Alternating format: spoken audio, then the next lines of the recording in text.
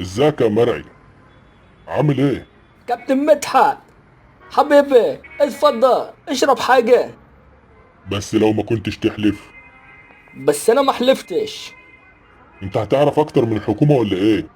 لا لا يا باشا، انا حلفت بس كنت ناسي. اطلب لي حاجة يا مرعي. شاي، قهوة، حاجة ساقعة، اي حاجة والسلام. ايه التفاصيل دي؟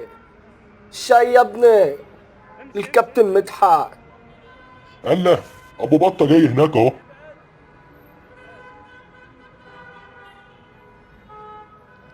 اه والله، ده صعبان عليا، بيتعب وبيتبهدل في الشغلانة دي. اه هو بيتعب، بس على قلبه من وراه فلوس كتير. فلوس ايه يا كابتن؟ ده مديون للناس كتير. اه لو الواحد ما بيحبش يتكلم على حد. اقول لك، انت عارف، ده لو ما عملش كل حصة مكسب بس 5000 جنيه ما بقاش الامين مدحت. 5000 جنيه؟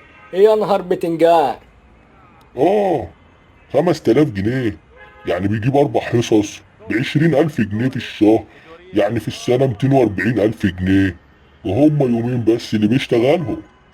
انت متأكد ده مش باين عليه؟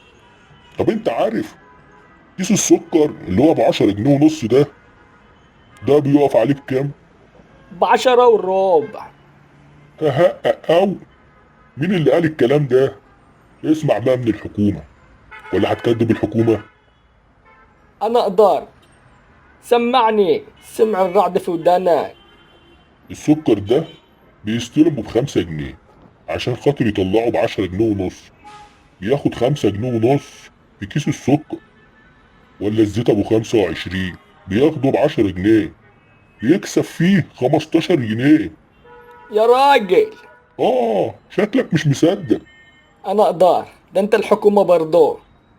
بس الواحد ما بيحبش يتكلم على حد ولا يبص له في رزقه.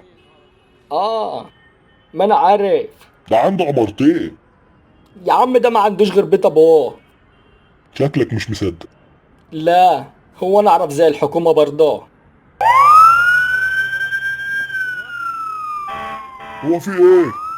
ابو بطة دكانه بيولع. بركاتك يا كابتن مدحت. لا حول الله، الناس ما بتسيبش حد في حاله. عندك حق والله.